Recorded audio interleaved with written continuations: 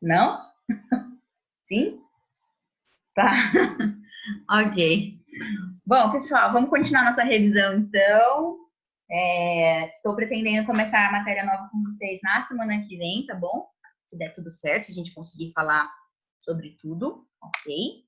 Então, hoje nós vamos começar relembrando coisas sobre... Vamos terminar o capítulo 4, tá? Que a gente parou na página mais ou menos 113.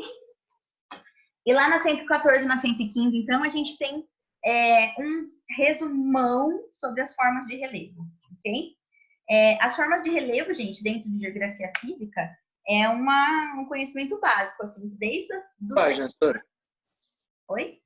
Que página? 114. E desde o sexto ano a gente vem estudando, né? Então, assim, vai aparecendo sempre, de uma forma ou de outra, dentro de geografia, a parte sobre os relevos, tá?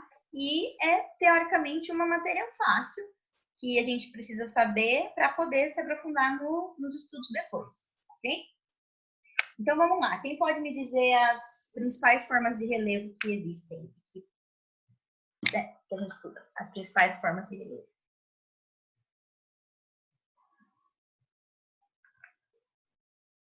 Um de cada vez, por favor.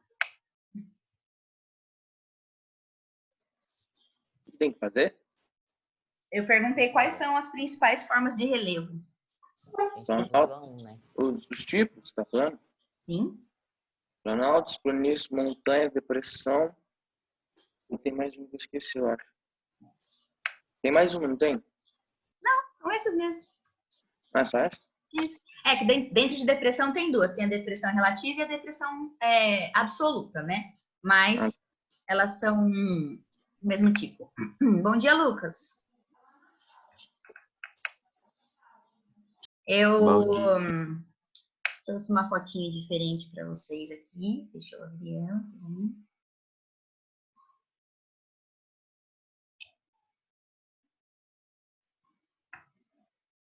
Nessa fotinha aqui tem... Que página que é? 114 e 115. São as últimas páginas do capítulo. Tá, obrigada. Não. Certo. Bom, aqui a gente tem vários nomes. Vocês estão vendo, né? Tá aparecendo a tela? Ótimo. Aqui a gente tem várias variações, né, do relevo. E aqui a gente consegue ver a depressão absoluta e a depressão relativa, né? A depressão relativa, ela é uma área rebaixada em relação às áreas ao redor, né? As partes ali pertinho delas. Então, por exemplo, perto de uma montanha, até mesmo uma planície chega a ser uma depressão, porque é uma área rebaixada referente ao terreno ali da localidade, né? Diferente da depressão absoluta, que é uma área do terreno rebaixada abaixo do nível do mar, ok? Não é tão comum esse tipo de depressão, não, mas existem alguns lugares que tem, tá? O Mar Morto, por exemplo, lá lá perto do Mediterrâneo, Alô. ele... Oi? Oi, prof. Oi, bom dia. Bom dia. Então, eu estava falando que o Mar Morto, ele é uma depressão absoluta. É uma depressão absoluta preenchida de água e tem uma densidade diferente porque está abaixo do nível do mar. É bem interessante, assim. Bom, então ali a gente consegue ver, né? Montanha, planície, planalto, depressão, os dois tipos de depressão, então, relativa e absoluta. E nós temos ali na plataforma continental. Plataforma continental, gente, é o nome do pedaço do continente que está embaixo da água, tá? Muita gente tem a ideia de que o fundo do mar é totalmente reto, né? Que é uma coisa plana. E não é, né? Todas as formas de relevo que a gente tem nas terras secas também tem embaixo do mar. Aliás, muito mais movimentado do que a crosta, né? Do que a parte que está seca. Porque embaixo do mar que a gente tem as rachaduras e da onde vem o magma e vai se solidificando, que é uma questão muito importante para a mudança dos continentes, né? Tanto das formas do continente quanto das alterações da movimentação dos continentes, né? Então, por exemplo, a gente tem uma grande dorsal mesoceânica no meio entre o continente americano e o continente africano e não chega até a Europa, né? Mas na África ali. E são duas placas que estão se afastando e ali constantemente tem surgimento de novo material magmático, né? Então isso está fazendo com que os continentes se movam, né? Estão se afastando um do outro, ok?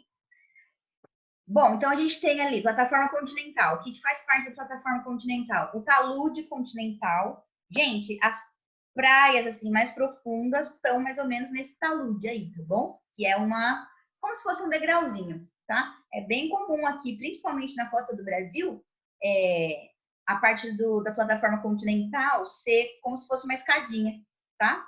Obviamente irregular, né? Mas é esse talude aí, tá bom?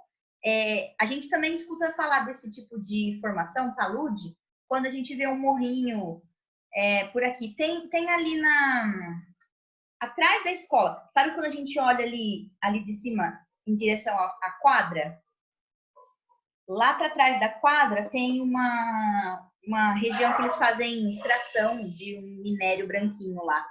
Eu não tenho certeza o que é aquilo, eu preciso lá ver o que é aquilo. Mas tem um talude também, porque assim, eles vão cavando e vão enfiando terra pro lado, assim, né? E aí vai virando como se fosse uma escadinha ao contrário. Também isso chama talude, tá? Então, região pelágica é só o nome de uma parte mais profunda ainda, e a região abissal, que é onde o sol não chega. Ok? Tem aqueles peixes lá esquisitíssimos. Certo. Alguma dúvida sobre relevos? Alguém? Não? É tranquilo, né? Essa matéria? Então tá. Bom dia, Renan, quem eu não vi. Bom dia, Lennon. Professora, desculpa a Bom demora dia. para entrar, tá bom? Minha internet não tava pegando. Tudo bem, não tem problema. Eu estava falando sobre o relevo. E na página 114 e 115, tá? Acabei de mostrar uma fotinho. Depois eu deixo com vocês também. Mas é tranquilo, tá? Vou fazer chamada agora, então. Que apostila, professora? A gente vai falar um pouquinho sobre o pré-sal agora, que tem ali na página 115, um textinho pequenininho. E nós vamos entrar no próximo capítulo, que é capítulo 5, Geografia 1, na página Obrigado. 118, tá? Uhum.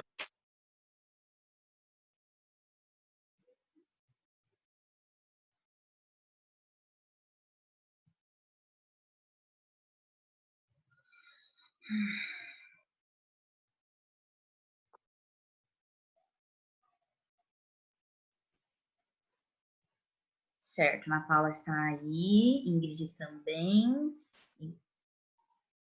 Isadora também está aí, João PT está aí, João Lucas também, Lennon está aí, Lucas Ferrari está aí, Barata também, Maria Eduarda não? Não. Maria Vitória está aí. Faltou. Eiga também não tá, né? E o Renan. Ok. Certo. Bom, vamos então falar um pouquinho sobre o pré-sal, tá? Gente, o pré-sal, ele foi... Quando eu estava na escola, eles descobriram o pré-sal. Foi uma loucura, assim, foi bem louco. Vários textos e vários vídeos. E passava vídeo explicando o que era isso de pré-sal no jornal. E todos os jornais queriam explicar, porque ninguém estava entendendo nada do que era isso de pré-sal. Como assim pré-sal? O que o sal tem a ver com o petróleo, né? E aí foi bem legal, assim, a movimentação, né? Então, o pré-sal é uma camada de rocha porosa, cheia de furinhos, que armazenou e que absorveu todo o petróleo das camadas de cima antes de chegar na camada de sal, certo? Por isso que é um pré-sal. Então, lá no fundo do assoalho oceânico, onde está localizada o pré-sal do Brasil, ele tem uma camada de sedimento de sal que ficou sólido. Então, é o minério sal que estava no mar, né? Que foi decantando, que foi caindo para o fundo, sendo depositado. E conforme o tempo foi passando, com a pressão do peso de um oceano em cima, aquilo foi se solidificando e virando uma camada sólida de sedimento, certo? Acima daquilo, também tem mais depósitos, né? Mais sedimentos. Mas aquele tipo de sedimento que estava em cima do sal, antes de chegar na camada de sal, ele é poroso. Então, ele absorveu o petróleo que estava sendo formado em cima.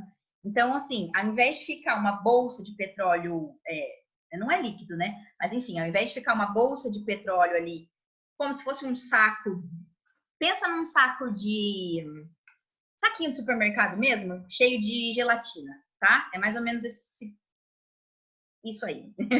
Essa melequinha, assim. Então, em vez de ficar um saco, uma bolha de petróleo, aquele petróleo decantou e ficou dentro da rocha. Por isso que é muito difícil de extrair, tá? Por isso que precisa de máquinas e investimento muito forte. Porque não é só simplesmente sugar o petróleo como é em outras localidades, tá? Precisa perfurar aquela rocha.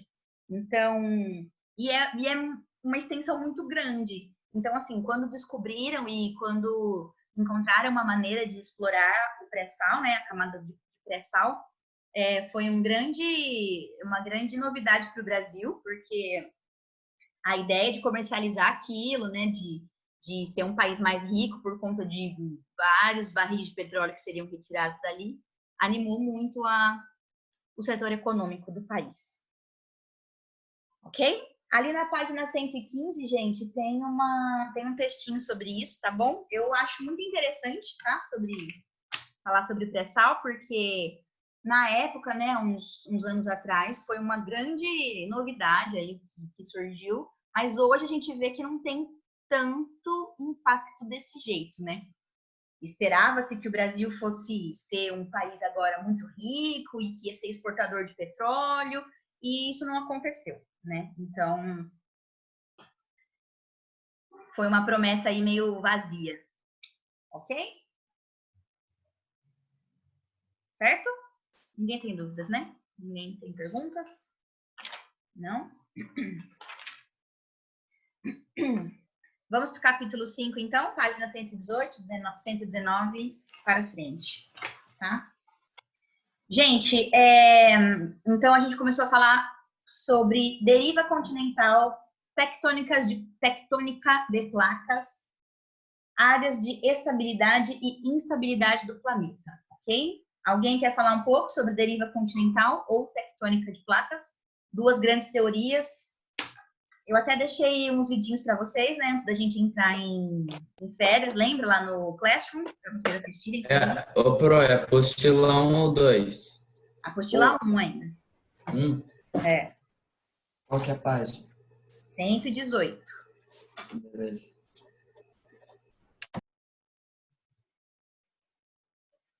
Alguém quer falar alguma coisa sobre deriva continental? Você quer que explique, Sora, o que é? Sim, pode explicar. O que a gente entendeu? Eu entendi que a deriva continental foi um carinha lá, que não lembro o nome, que Wegener, alguma coisa assim, que ele falou que um dia que ele foi encontrando plantas e rochas que existiam em vários continentes iguais, e ele inventou uma teoria de que no começo tudo era um grande continente que era chamada Pangeia, e ao longo do tempo esses continentes foram se separando. E ele comprovou essa teoria com evidências de fósseis, rochas e também com aqueles negócios que você falou, igual que entre a o continente americano e a África tem um abismo muito grande, que é a separação das placas tectônicas, né? E daí ele encontrou as mesmas rochas nesse lugar. Ele fez essa teoria, só que ele não sabia qual força que fez essa separação. E daí veio a teoria de placas tectônicas, né? É isso mesmo, muito bem. Então, assim, a primeira teoria que surgiu, né, confirmada pelo Wegener e pelos estudantes que ele dava aula depois, que continuaram o trabalho dele, foi a deriva continental. A ideia dessa teoria era de que os pedaços de continente estavam boiando em alguma coisa e, por conta disso, eles se movimentavam pelo globo. Como o Lennon falou, o Wegener não tinha nem ideia de qual que era a força que fazia esses continentes se movimentarem, né? Tanto que hoje esse nome, deriva continental, ele não é mais usado, né? Porque a gente fala agora da teoria mais comprovada e mais atual, que é a tectônica de placas. Mas a deriva continental ainda faz parte dos nossos estudos, porque foi da onde veio, né? A base ali de tudo isso, tá? Gente, quando a gente fala deriva, parece que os continentes estão soltos, assim, né? Que eles vão, cada um pro lado que eles quiserem, bate um vento ali e manda a Austrália pro outro lado. E não é isso, né? Obviamente. Então, os continentes não estavam simplesmente à deriva.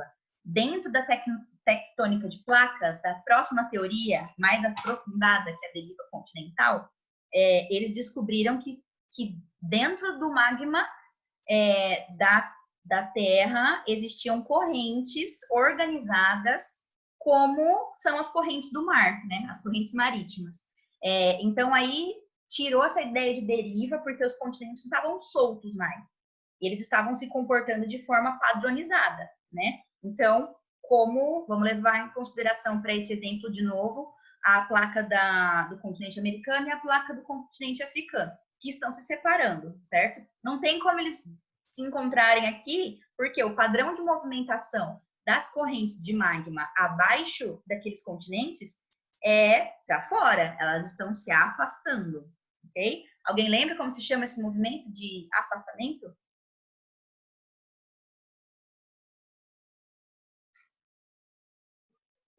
Não? Não. Tá bom. O afastamento dos países, assim que você está falando? Não dos países, da placa tectônica que os continentes estão em cima. Vocês podem ver isso lá na página 119, por favor. É um movimento divergente, né? Isso, muito bem, Renan, divergente. Divergente, então, quando eles se afastam, e quando o movimento é um de encontro ao outro, choque entre as placas, movimento convergente. Convergente, isso, muito bem. E tem ali que eles se arrastam assim, que não faz tanto choque.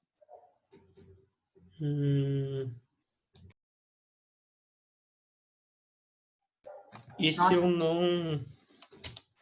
Eu esqueci também esse. Derivado, movimento derivado? Movimento... Esqueci esse.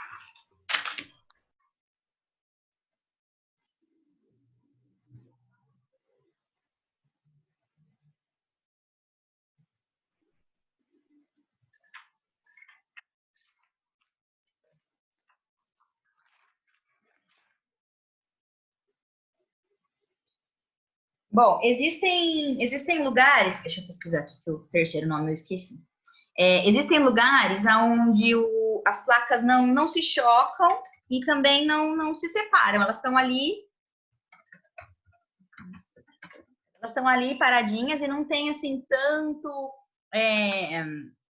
tanta movimentação, né? Então é um lugar mais tranquilo. Estão juntos, mas não ficam se chocando, também não ficam se separando, tá bom? Convecção, subducção. Subducção é quando um continente entra embaixo de outro, tá bom? Transformante, Renan. Achei. Renan não, né? Primeiro ano de forma geral. Transformante, eles estão ali juntinhos. Pode ser que aconteça um raspamento entre uma placa e outra, e aí pode surgir um terremoto, né? Enfim, um deslocamento de terra ali, mas é bem mais calmo do que se elas estivessem se chocando, tá bom? Certo, muito bem. Gente, tudo bem sobre a teoria da deriva continental que evoluiu para a tectônica de placas? Alguém tem alguma dúvida sobre isso? Não? Tranquilo?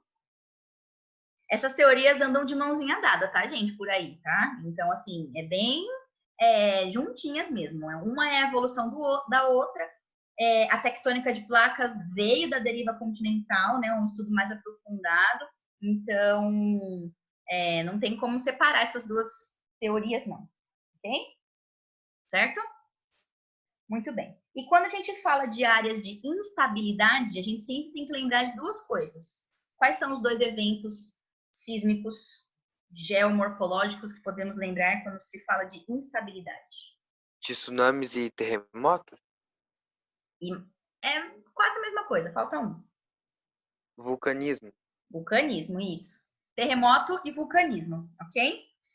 A tsunami é um terremoto submarino. E aí, com, né, enfim, a instabilidade da Terra ali estando no fundo do mar, aquilo se transforma numa onda gigantesca e arrebatadora, ok? Isso mesmo, vulcanismo e terremoto, tá? Lá na página 119 tem um mapinha sobre isso, tá bom? Distribuição geográfica das cadeias montanhosas e dos vulcões.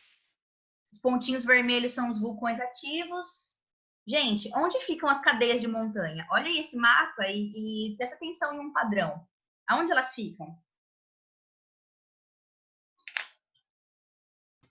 Lugar onde há movimento nessas placas, né? Isso. Nos lugares de choque, onde elas se movimentam. Por isso que, graças a Deus, o Brasil não tem vulcão, nem montanha, tá? Nenhum dos dois. Geralmente, as cadeias de montanha e o vulcanismo está associado, tá? Geralmente, porque a gente não pode generalizar, porque essas coisas mudam de lugar, né? Então, se uma placa tectônica acontece uma mexida ali, uma movimentação, pode alterar esse pico de pressão, né? Aonde sai a pressão do magma no vulcão, e aí aconteceu um movimento. Então, aquele ducto ali que está levando o magma para fora pode mudar de lugar. Aí aquele vulcão se transforma em um vulcão inativo, e em outro lugar vai ter lágrimas, magmas espirrando. Ok? Lágrimas para quem estiver lá no vulcão novo. Ok. Certo, gente?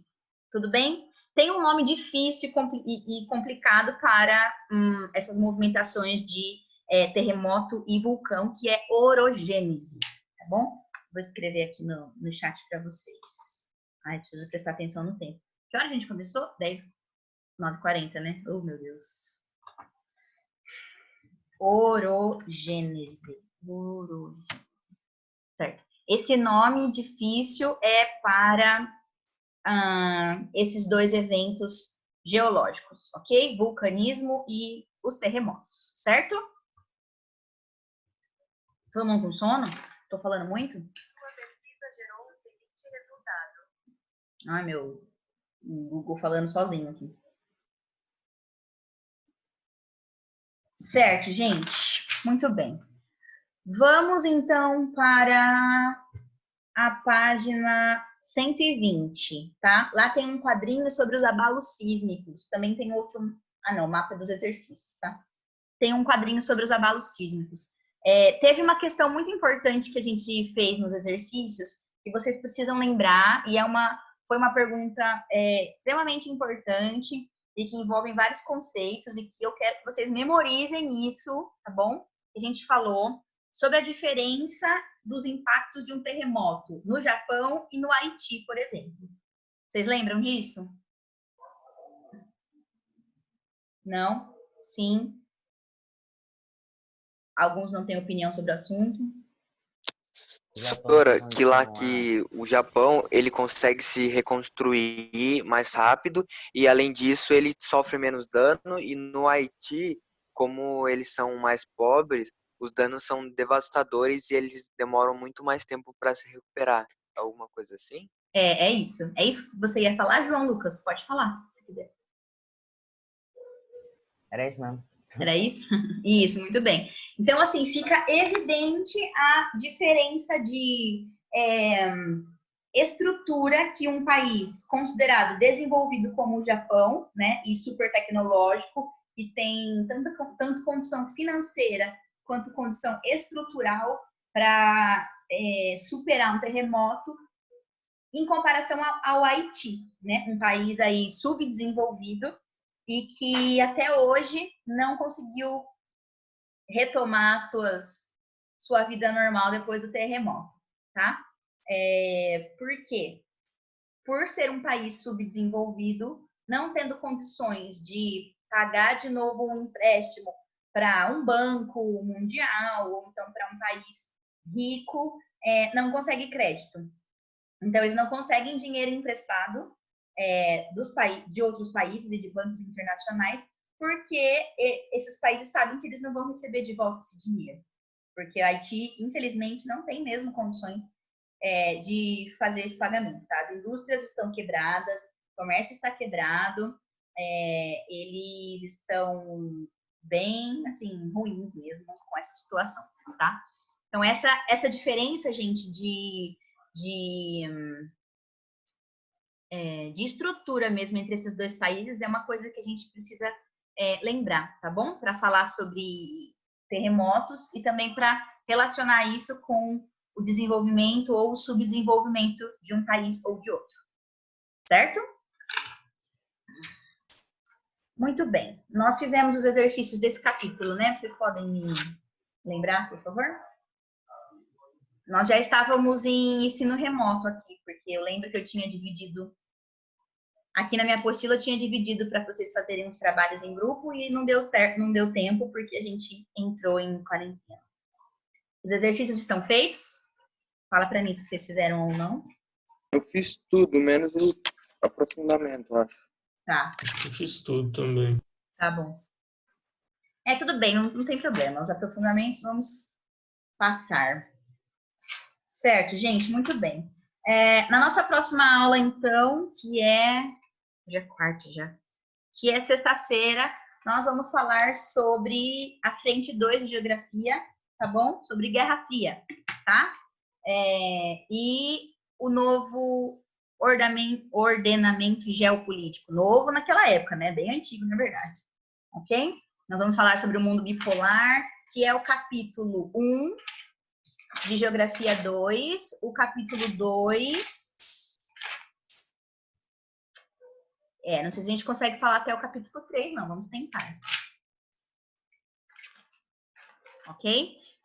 Eu quero pedir para que vocês deem uma lida novamente nesse capítulo, tá? Ou então nas anotações do caderno de vocês, porque são muitas informações, é bastante coisa para relembrar e bastante nome de acordos, enfim, de países, tá bom? Mas a nossa ideia aqui é fazer uma revisão só, né? Então a gente não vai se aprofundar nisso, tá bom?